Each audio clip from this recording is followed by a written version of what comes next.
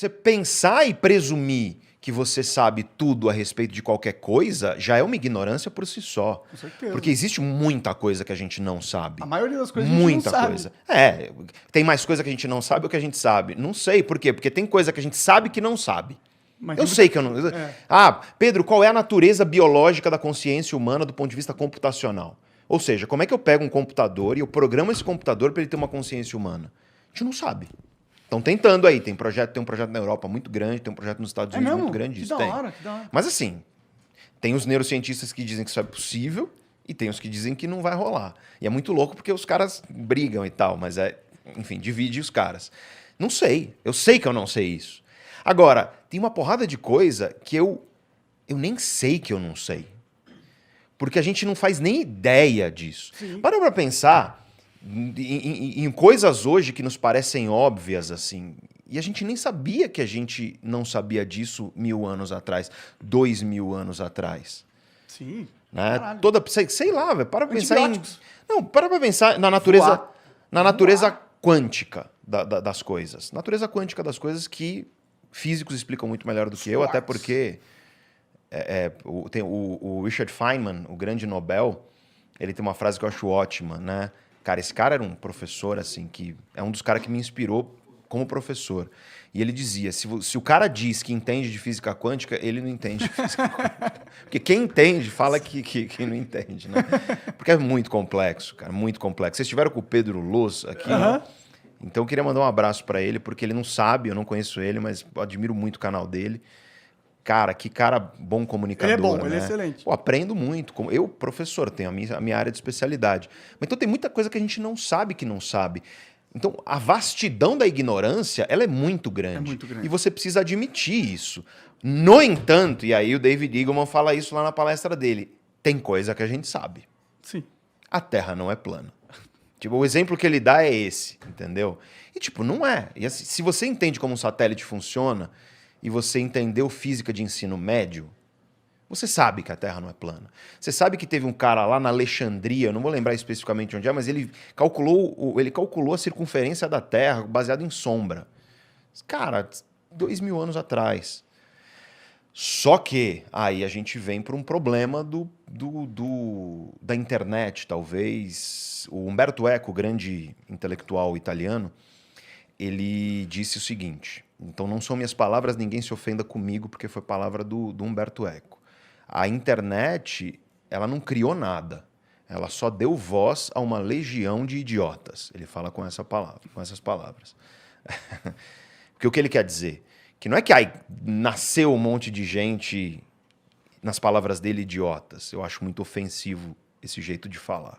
Mas o que ele quer dizer é que a internet deu voz nesse sentido. Então eu acho que já que a internet ela faz um papel que é muito bom de certas coisas, mas muito problemático de outras, porque as pessoas acham que porque eu comento, eu sei. E eu vejo, às vezes, existe uma escada de consciência quando você é produtor de conteúdo na internet, né?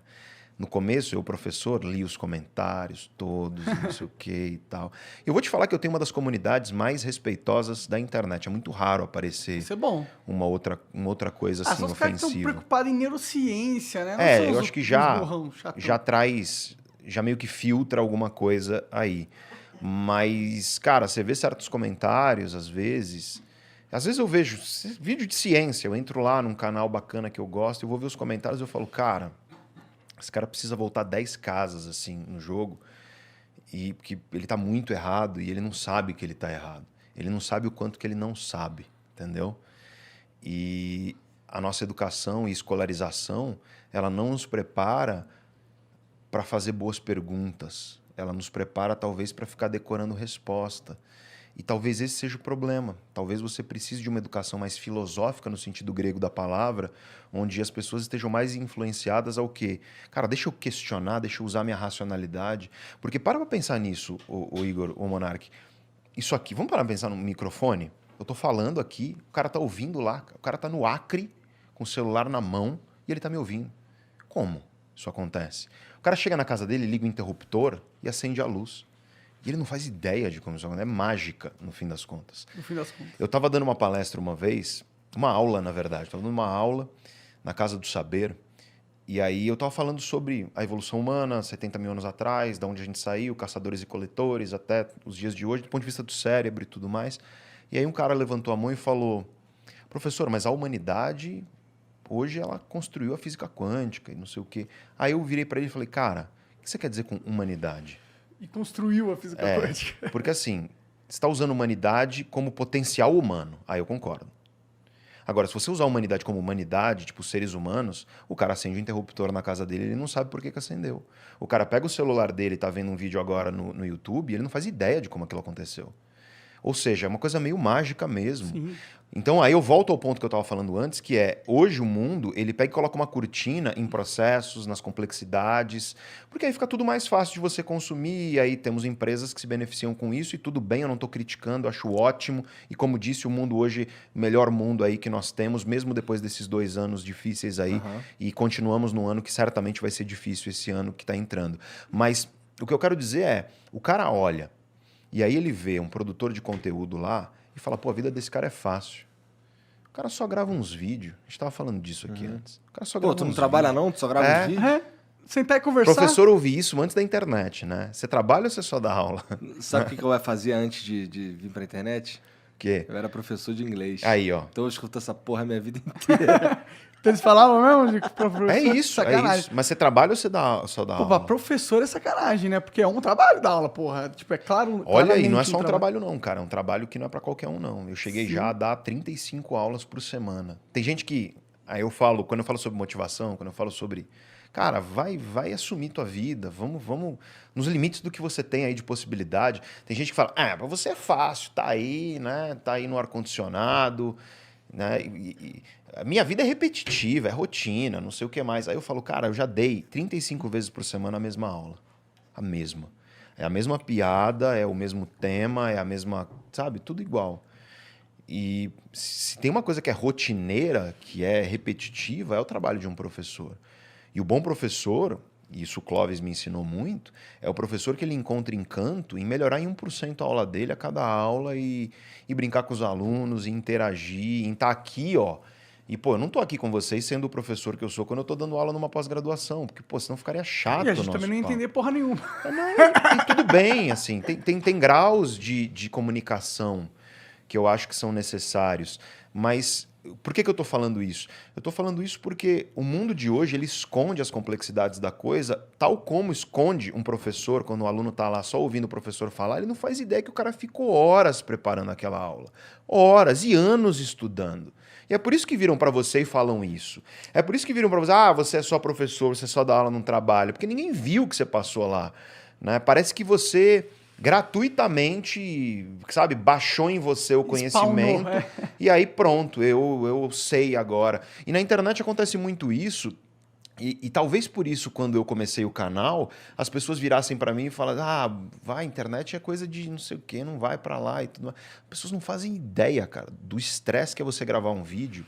E aí, no meu caso, porque assim, não tem vídeo banal lá no canal, são vídeos de conhecimento, eu estudo muito antes de postar um vídeo. Tem que ter as referências em dia lá. Tem que ter referência na descrição do vídeo, que é para as pessoas lerem se elas quiserem. Cara, é conhecimento, e é conhecimento complexo. Aí você passa horas estudando, horas, e horas, senta na frente de uma câmera, e é muito louco isso, não sei vocês, mas se eu vejo os meus primeiros vídeos, eu tenho um pouco de vergonha de mim mesmo, assim, porque... Com certeza. Durão na câmera, né? Tipo, parece um robô, assim, não sabia...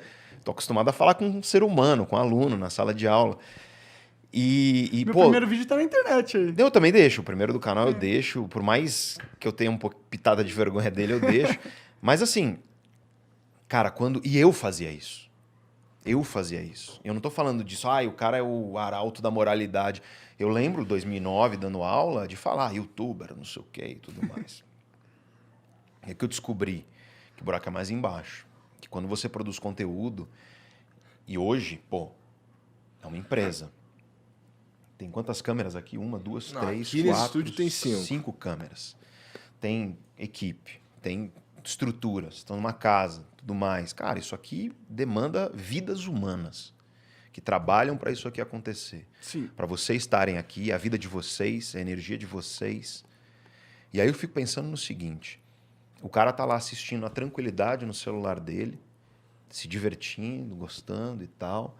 E aí o cara aponta o dedo e julga você e fala, é fácil a tua vida. Ele não faz ideia do que está por trás da cortina. Não faz ideia das dores que estão por trás. E a grande questão da vida é essa. Se eu sentar com você no bar, chamar uma cerveja e falar, cara, me conta tua história, você vai passar 95% do tempo me falando das dificuldades que você enfrentou para chegar aqui. Mesma coisa com você. Porque você sabe das suas dificuldades. Todo mundo sabe. Só que na hora de apontar para o outro e falar que a vida do outro é fácil, a gente faz isso com uma facilidade absurda. E eu não estou falando isso, Cara, o Buda falava isso. Você leu o Dhammapada Budista, que é um livro que, segundo os registros históricos, foi escrito pelos discípulos de Buda mesmo, diretos, assim. Então são as palavras de Buda. Tá lá, a hipocrisia do ser humano. A história do Abel e Caim também, né? E na Bíblia você tem o Abel e Caim, você tem também, para mim, uma passagem na espiritualidade cristã, vamos chamar assim, que eu acho ela perfeita, que é você não enxerga um galho dentro do seu olho, mas você aponta um cisco no olho do teu irmão. Então larga de ser hipócrita e olha o galho dentro do seu olho antes de apontar o cisco no olho do teu irmão. E aí, essa questão dos julgamentos e da internet, de todos esses problemas que a gente viu, eu vou falando e eu mudo de tema, desculpa. Não, mas eu fui coisa assim de professor. mesmo, é esse... Tá no nome até do podcast. Mas eu sinto que se todo mundo fizesse uma pergunta, Igor, que é assim, quem sou eu para apontar o dedo para a vida desse ser humano e presumir que eu tenho dentro de mim a competência, a experiência, a vivência para julgar a vida desse cara e diminuir a vida dele como se a minha fosse de alguma maneira superior? Se as pessoas fizessem essa pergunta, cara, a gente teria um outro universo, um outro mundo. E quando as pessoas fazem essa pergunta, mesmo, você ganha uma maturidade emocional absurda. Porque a nossa tendência natural tem um campo da psicologia que chama psicologia moral, e tem a neurociência moral também, e a gente vai entender o quê? O cérebro, ele naturalmente julga. É natural do cérebro. É o modo automático. É a função dele, né? Julgar as coisas que vêm. Exato. Por quê? Porque, vamos pensar assim, você viu uma moita se mexendo lá na savana africana. Cara, você tem que julgar. É alguém lá... É um leão. É um leão, pode ser alguém... Jogando um barro. Pode ser alguém em coito. Pode falar ser assim, também. Né? Então, assim, você está julgando, você está fazendo pré-julgamentos baseado em poucas informações que você tem. Então, o cérebro ele tem essa característica de rapidamente executar julgamentos que são biologicamente vantajosos para a gente tentar sobreviver. Só que eu acho que, tal como você não pode comer igual um glutão ao ponto de destruir a sua saúde, e você tem que ter um pouco de parcimônia para entender que certos desejos são perigosos, e a gente tem isso, porque o cérebro humano permite, porque o seu cachorro não faz isso. Dá uma picanha pro seu cachorro, ele não vai falar, não, hoje acho que eu vou comer uma linhaça com Activia. Imagina. Porque eu tô com o intestino preso. Preciso cagar melhor. Não, o seu cachorro vai comer a picanha até empanturrar, e se der mais uma, ele vai comer até quase morrer, porque o cérebro dele não tem essa capacidade. O nosso tem. Só que é lutar contra uma natureza que a gente tem, que é uma natureza que julga.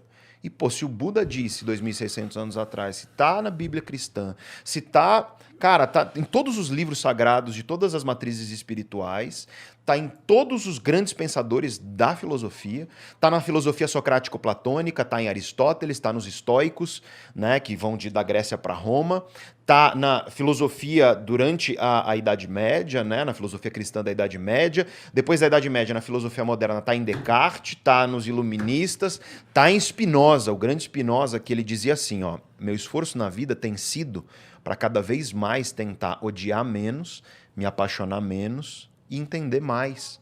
E é um pouco isso, cara. Eu acho que eu não posso virar... E eu fiz muito isso. E é o que eu te falei no começo. Muito da minha maturidade hoje, ela é fruto de eu ter visto em mim aquilo que eu quis combater e hoje eu tento levar para as pessoas. É muito isso. Porque as pessoas acham, mais um cagador de regra. E não é isso, cara. É porque eu fiz isso. Julgar youtuber foi uma coisa que eu fiz. Eu fiz quando eu era professor. Agora, hoje que eu produzo conteúdo para o YouTube, eu vejo que o buraco é infinitamente mais embaixo. Dá um trabalho assustador. Mas eu tenho julgamentos com youtubers também, para ser sincero. Cara, mas vai ter gente ruim em todo lugar, meu amigo. Vai ter gente incompetente em todo lugar. E não importa se você está falando de médicos, se você está falando de youtubers, se você está falando... Cara, eu acho que a incompetência e a canalice são algumas das coisas mais democráticas que existem, cara. Tem em todo lugar. Burrice sabe? também. Opa! Por isso que mais tem. O Descartes falava isso. O Descartes falava isso de um jeito muito filosófico no começo de um livro chamado O Método, Discurso do Método, mas eu vou traduzir o que ele diz. Ele diz o seguinte: eu estou usando as minhas palavras, tá? Não foi o Descartes que falou, mas é a minha tradução do que ele falou. Cara, a idiotice é a coisa mais democrática que existe, porque todo mundo acha que não é idiota.